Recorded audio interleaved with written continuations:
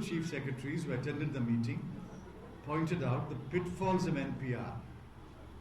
So they will come back and report to their respective chief ministers, and the chief minister will take a final position.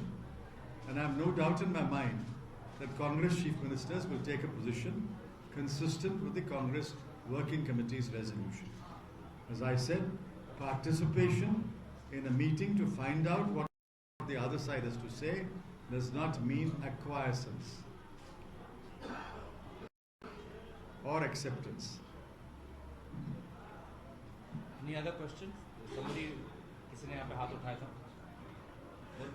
Sir, today Sanjay Rao, Shivsena MP, has stated that those who oppose Veer Savarkar, they should spend some time in the cellular jail. Only then they can understand the sacrifice he has made. So, what do you think about it?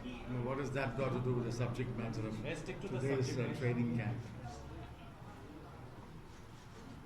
Sir, about your opposition to CAA and NRC, there are various platforms under which opposition is happening across the country as well as here in Bengal. It so far seems that your party seems to have been taking a route which is all by yourself in terms of not being able to get some of the vital components on board, including Mamata Banerjee. So how do you plan to take that forward from here on? Obviously, both sides are talking about a joint kind of a platform, political opposition together. You've not been able to get Mamata Banerjee on board on this. How do you wish to take it forward? The important point is we are fighting CAA and we are fighting NPR. Sometimes we fight together, sometimes we fight separately. Congress party in Bengal is working with other left parties in fighting CAA and NPR. At the district level, Congress party is working with other left parties. So whether we are fighting together or fighting separately, the important point is we are fighting it. We are fighting it. Mrs. Sonia Gandhi made an attempt to invite as many parties as possible. 20 parties participated in the meeting, some did not. That doesn't mean that is a final word. Maybe there will be another meeting, maybe they will attend. But as I said, what is important is we are fighting. Not that we are fighting together always. Fighting separately is also fighting. Fighting together is also fighting. You hopeful that you perhaps get the opposition together on board one day? For the sake of the country, all parties which are opposing CAA and NPR should come together. What is at stake is a far more important issues are at stake. It's possible that in Bengal or in any other state, there are some domestic factors at play, purely intrastate factors at play. But one should not miss the larger picture. The larger picture is we are fighting to save the Constitution of India. We are fighting to save the enduring values embodied in the Constitution of India. So all those who fight for these values must eventually come together on one platform. And I'm confident they will. Sir, starting 1st April, the exercise to conduct NPR it's expected to start April 1st. Now, as with the opposition building up in several states, is it possible actually to curtail this exercise? Several states have said that we will not allow, we are putting it on hold. What is the constitutional mechanism in play at this point? There is no constitutional issue involved here. The validity of the CAA is an issue before the Supreme Court. NPR will eventually lead to CAA. Why do you do an NPR?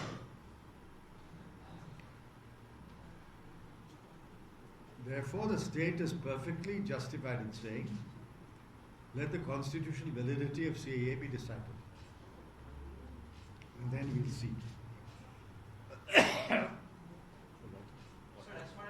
the state is also entitled to say, having regard to the law and order situation, the widespread opposition among the people, the reluctance of state government employees to engage in this exercise,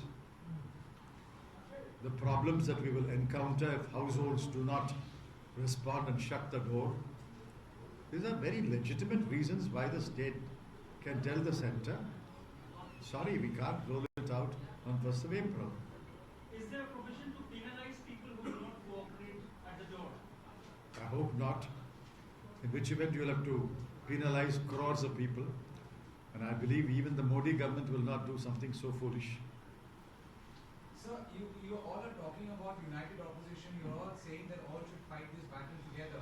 And that's the idea essentially you're selling to people. But where is the united opposition? Because Mamata Banerjee has equated Congress with BJP. She's suggesting that both the national parties are trying to create a situation where regional parties do not even exist. And she's also alleging that Congress has failed to give respect to the regional parties. I don't answer. I don't want to get into an argument about allegations and charges. The fact is, we are trying to build a united opposition to the CAA and NPR. We have succeeded substantially. Some parties are fighting separately. Hopefully, someday, they will all come on a united platform. Those who are fighting it separately, is Congress backing them or giving the moral support to them, supporting them? We are fighting, that's all that matters. Congress is fighting CAA and NPR. That's what matters. So the legal validity of CAA, I mean, you yourself are a accomplished lawyer.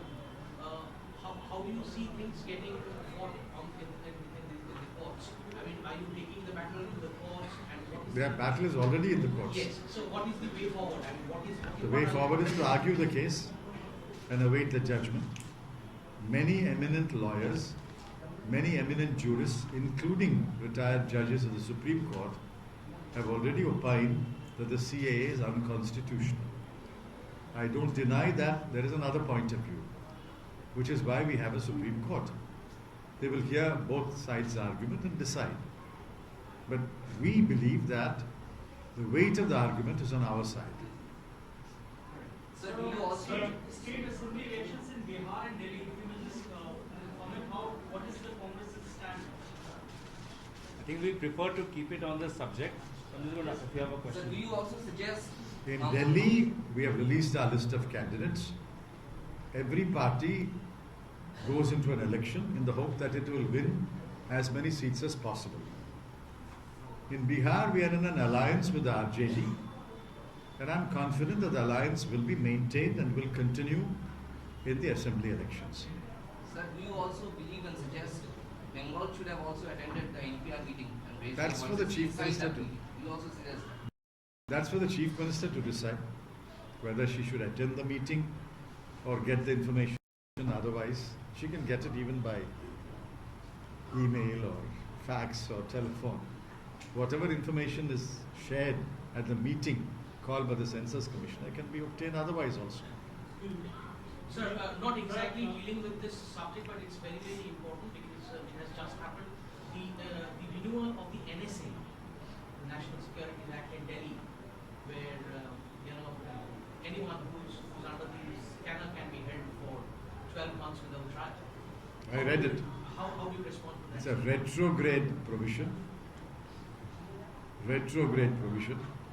It's like the British promulgating Rowlatt Act. What is the need to notify this act for Delhi now, so that people can be thrown into prison without charges? Every day that the government of India, the BJP government, resorts to such repressive measures, it is driving a wedge between the government and the people. It is also striking at democracy. This is completely unacceptable, completely unnecessary, and the Lieutenant Governor who promulgated this order, presumably at the instance of the Ministry of Home Affairs, is completely wrong. It is an anti-people measure. an anti-democratic measure. Sir, already there are around 5 dozen cases regarding CA before the Supreme Court. But still now, only the one state government, that is Kerala, though here it has filed the case. Are you vouching that a government should file the other or non-BJP government should go in that path also? The number of cases doesn't matter. Whether it's one case or 3 cases, the arguments are the same. A state can file a fresh case. A state can intervene in an existing case. A state can simply ask for a right of audience in a pending case. So the number does not matter. The quantity is not important. It is the quality of the argument that is important. Punjab has already said that they will file a case. Sir, what was your experience? I studied going to Pakistan small town to express solidarity with the Muslim women who are Women that you met last night. How did you come to know that? Sorry, sir. How did you come to know I went there? Sir, we all know It's that on you were media, there sir. last night. It's on television. I went there just to show solidarity with the protesting people. I didn't speak. I just told them. I didn't tell them anything. My presence was to demonstrate my solidarity with the protesting people. I was very proud to see so many women and children protesting at that hour at 11 p.m. at night. I was very proud. Sir, do you think the nationwide protest has really put BJP at the back foot, and the reason why there are inconsistencies in the statements made from BJP leaders when you hear Prime Minister saying that NRC has not been discussed in his government, but then you have the Home Minister in the floor of the House suggesting that NRC would be implemented. So such inconsistencies, do they reflect BJP as a party or the government has been pushed to a back foot because of the nationwide protest spearheaded by Congress and Trinamool Congress and other parties? It is unfortunate BJP has not yet understood the strength of the opposition to the measures it is taking. The BJP seems to think that this is a passing cloud. It is not a passing cloud. These are very deeply held convictions and deeply held feelings of young men and women coming to surface. Please remember, in recent memory, students and youth fighting, cutting across religion, caste, language, state. I have not come across such a movement cutting across caste, religions, language and state. Also remember, student unions usually fight for tangible things. Roll back hostel fees, postpone examinations, hold convocations, don't appoint unqualified teachers. These are concrete things, tangible concrete things. For the first time that I can recollect, students are fighting for intangible things. Liberalism, equality, humanism, equal protection of laws. These are intangible things. You can't see it, you can't touch it, but you know it is there. So I'm really proud. I'm really proud that the students are fighting for ideas, not tangible, concrete goals. This is the biggest fight that they can do. It's like in the freedom struggle, we fought for independence. Now students are fighting for preserving constitutional integrity and constitutional morality. The Prime Minister is accusing your party and opposition parties of misleading people. He himself has used the word misleading. Leaders are misleading citizens. Well, I have invited him to select 5 of his most strongest critics and hold a public discussion with the 5 people, which can be televised and the whole nation can see it. Let the 5 people ask him questions and let him ask those 5 people questions. Why doesn't he select any 5 people? He can choose any 5. Arundhati Roy, Ramachandra Guha, Harsh Mander. Let him choose any 5 of his choice among the critics. And let the 5 critics and the Prime Minister face to face debate this issue. So let the people watch it. Let the people draw their own conclusions. Sir, Shanghai Cooperation, this summit which is going to take place later this year, PM Imran Khan is going to be invited. That's that's been told. Is it like anyway mandatory that the heads of the states have to be present in such a meeting? You are asking me something which I don't know. But if the Prime Minister has invited Mr. Imran Khan, and it means that the government of India is modified its position about no engagement with Pakistan. So first CAA and now Bharat Ratna for Savarkar, do you see a pattern? I don't see any connection between the two. But Sanjay Rawat says those who would be opposing it should be put in Andaman jail. I've answered that by saying there's nothing to do with the subject we're discussing today. And why should I respond to every statement made in the country? I mean, why should I respond? Sir, particularly in Bengal, unfortunately though, there is a fight between all the political parties, left and Congress and TMC, as to who will hold the reins of the movement, mass movement that is going on. What is your view on that? I think the masses hold the reins of the mass movement. I think this movement has now become bigger than the political parties. People have taken leadership positions themselves. Yesterday I met the lady who's mobilizing that Park Circus protest. A housewife. She is the leader. Question is, do political parties realize that this movement is now in the hands of the people? And whether they want to identify with the people, or do you want to stand away from the people? It's not Mamata Banerjee. Congress party believes that we must identify with the people. Whoever is the leader, it doesn't matter. Congress party must identify with the movement which is started by the people of India. If there is another opposition meet, sir, tomorrow or sometime, will Congress once again invite Trinamool Congress Mamata Banerjee, because she did not attend the Chinese meeting? I'm certain that an invitation will go. If somebody asks my view, I will say, of course, please send an invitation. What is the harm? I invite you to my house, you don't come once. That doesn't mean I don't invite you again.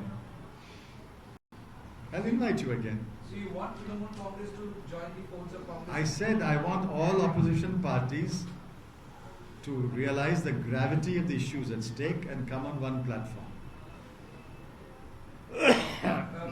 Excuse my offense, but then this is a word used by opposition parties. They are saying Congress has become quote-unquote unreliable. It's not my term. Opposition parties have used this term. As I said, I don't have to answer every charge, every allegation hurled by A or B.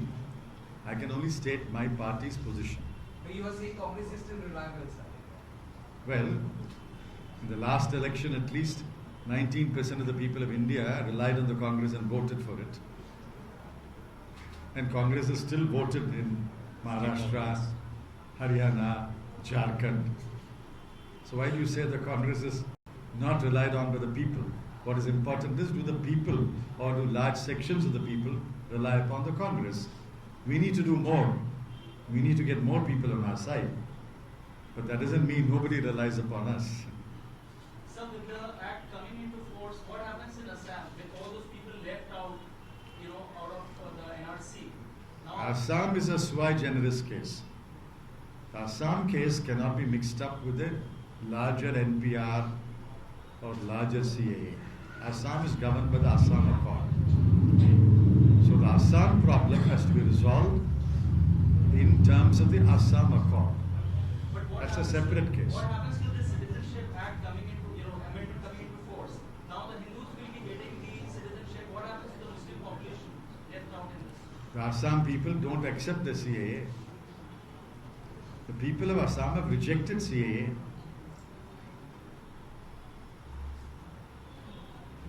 Okay, thank you very much. Thank you.